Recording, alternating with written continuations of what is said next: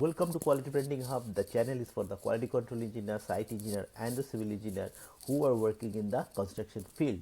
In this channel, we are dealing with anything and everything which is required to get success in the construction. So, what is my today's topic? It obviously is related to construction and quality control. And today's topic is chemical curing.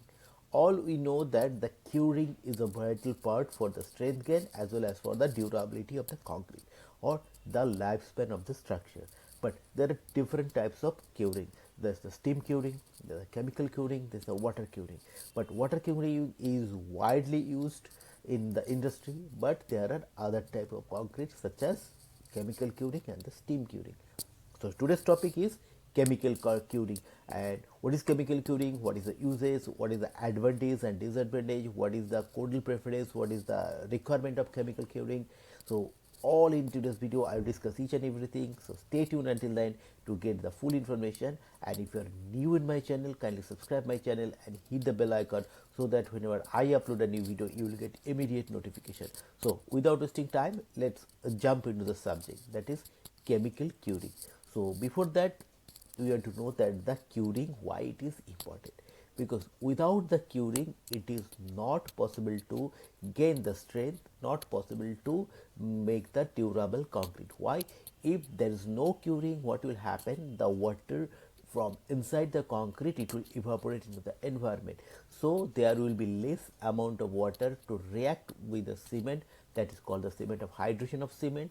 And if the reaction is not completed, we will not get the strength as per the requirement, and the durability also will be the problem.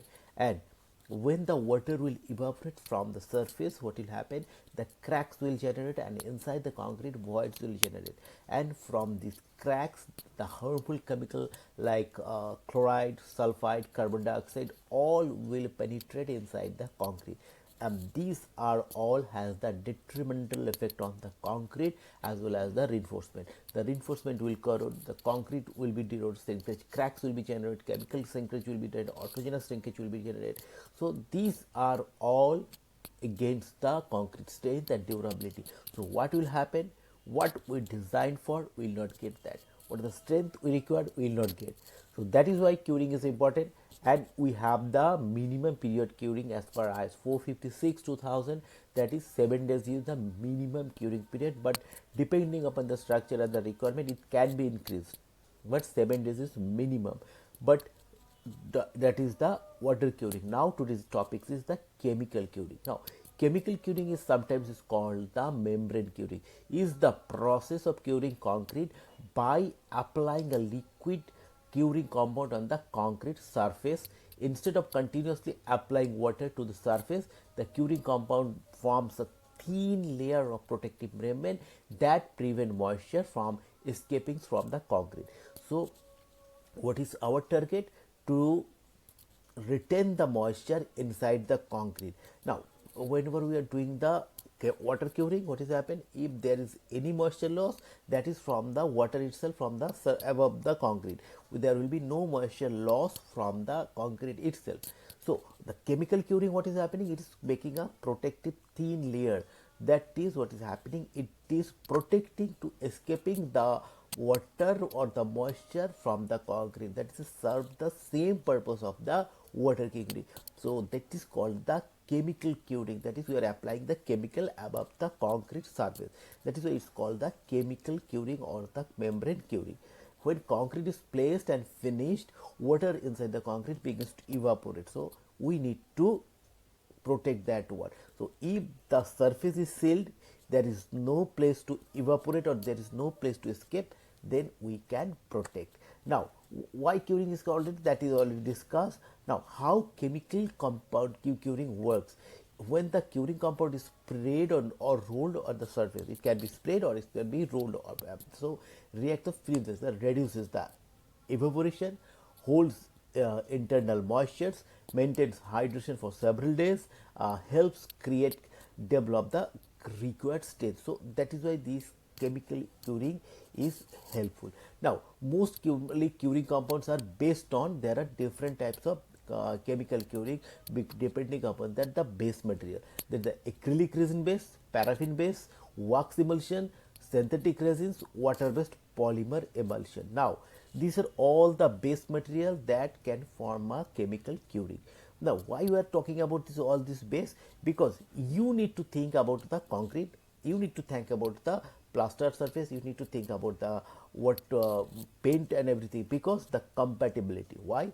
If these all the curing compound are using, that is the chemical one, and if it is not compatible with the maybe the gypsum plaster, maybe with the paint, so we cannot apply on the concrete, because whenever we are applying on the surface, maybe it's the plaster or maybe it's directly painting, so that will deteriorate, because if it is not compatible we cannot use. That is why you need to think twice before applying chemical curing, that it should be compatible with your finishing item. If it is not, you should not use the concrete chemical curing. So that is why there are different base material and different base curing compound that will discard: acrylic, paraffin, wax, synthetic and water based. So depending upon the requirement of your concrete, depending upon the requirement of your finishing item, you need to choose what type of chemical curing is suitable for you. So now, why this chemical curing? What is the advantage? Why we are using chemical curing? Now, it's prevent moisture loss. That is the primary criteria for any curing. That is to prevent the moisture loss. Then essential for large surface area. It is very much important. If it is a horizontal surface and you need to cure the concrete, so spreading water, it's a hectic job, and you need more labor and water resource. That water become the source of water, you need to think the quality of water, you need to think, and the labor you need to increase, and same time so water become wastage for this. So for the large area you can think about this, the save water and labor as I discussed, and it is improve strength development and reduces the shrinkage cracks. Rapid moisture loss causes shrinkage cracks, especially within the first 24 hours, but if with the chemical curing, it can reduces the shrinkage can, and ideal for remote and inaccessible areas. If the area is remote and inaccessible, you cannot do the chemical water curing. In that area, chemical curing is very much essential or very much useful. Where chemical curing can be used. Now, we need to know the area. The concrete pavements, highways, industrial floor slabs, airport and runways, bridge, cracks and flyover, but not in the vertical surface. Vertical surface it's are using, but it cannot be helpful that much. But the horizontal surface is okay. Waterhouse and factories, large roof slabs, but vertical surface we also can use, but you need to think about you need to take the proper precaution for that. Building slabs in summer season, and what is the procedure for chemical curing. But before that, I will show you what is the requirement of chemical curing as per the code. And here is the code is C30907, this ASTM C309. It has given the criteria, that what will be the criteria for selecting the chemical curing. The first is water retention properties, which is the more important. That what is our purpose? We are taking this chemical curing to protect the moisture loss from the concrete itself. So we need to know the water retention properties. So liquid membrane forming compounds, when tested, that should be water restrict the loss of water to not more than 0.55 kg per meter square in 72 hours. So in per meter square, only 0.55 kg can be lost. It's not more than this in 72 hours.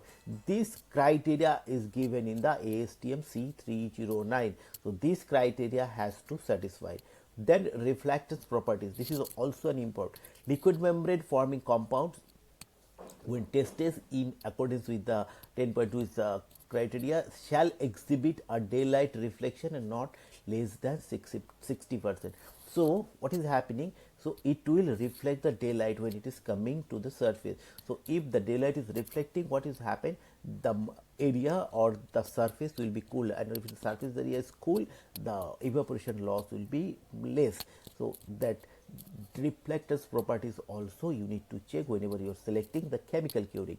And drying time, the liquid membrane forming compounds when tested shall dry to touch not more than 4 hours. So within the 4 hours it should be dry. So these three criteria as per ASTM C309, you need to satisfy that water retention property, that is 0.55 kg per meter square in 72 hours is maximum. Reflectance properties, that daylight reflection is not less than 60% and drying time is the 4 hours. So whenever you are selecting, you need to think about these, and also you need to think about the what is the best material you need to use, because it should be the compatible. These three is very much important. And a method is, it's very easy to apply either in spray or in the roller applied. So after the initial setting time, when concrete start to finish, it you should to apply, and you need to check very carefully that there will be no leakage or there will be no gap for applying. If there is a gap, it can be a detrimental effect or it can be a disaster, because from this gap water will evaporate or water will escape from the concrete itself. So you need to check it very carefully that what is the application method, either in the spray or in the roller as per the manufacturer guidelines. So you need to think this forming a curing membrane, and relevant code as they say ASTM C30907, and minimum and maximum curing time, it is that the curing compound or the chemical curing does not reduces the time, only it is reduces the water and the labor for the requirement. But for what are the requirement, the same requirement for the IS 456, there is a minimum 7 days, but again it is as per the requirement of the structure and structural consultant guidelines. So it is not reducing the time, but it is reducing the labor, it is reducing the water. So we are conserving our mother earth. But another things you need to check, that's the VOC. What is VOC? That is a volatile organic compound, that is if the percentage is more, the habitant who are here living in this house, they feel uncomfortable. This allergic symptoms, sneezing can be happening. So you need to check the VOC for the chemical curing compound also, what is the volatile compound requirement as per the codal preference.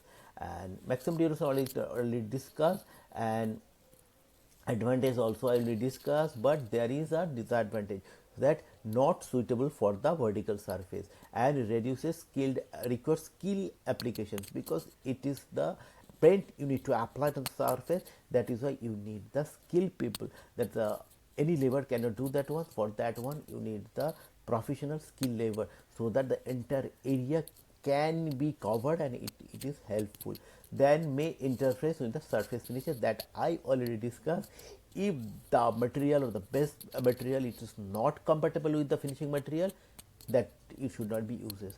Otherwise the finishing material will be problem. That is the resist bonding of tiles, interference with adhesives and effects paints and coatings. So these are also things you need to keep in mind whenever you are selecting your chemical compound. And susceptible to dust and damage. The membrane can be damaged by the traffic, dust, rain or early uses. So these are also things you need to whenever you are applying chemical curing for your project, and its cost additional, because it's the money value there. So you need to think about your budget also. But above all, this is helpful, but always go for the water curing. This is the best method, but the chemical curing method also you need, but you need to check all this criteria what I discuss here, that if it is satisfied you can go for the chemical curing. But it is my recommendation, go for the water curing, which is the best. But the chemical curing also can be used and can be effective, can be beneficial if all the other criteria whatever I discuss here you can fulfill. So these are all, but you need to check, that is what you need to check for the quality control point of view, the material quality check as per C3079, it is there or not, then surface condition check, then application check, and also periodic check you need to do whether it is any damage or not by the traffic, by the rain or any other things.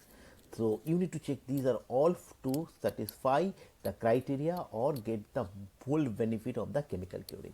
So these are all about the chemical curing, and I hope you find it useful. And if you find it useful, kindly subscribe my channel and hit the bell icon, so that whenever I upload a new video you will get immediate notification. And I'm waiting for your valuable comments, so that from your valuable comment everybody will be benefited. And if you want to know anything more about quality control and construction, please let me know. I will come with more content like this. And thank you once again for watching me.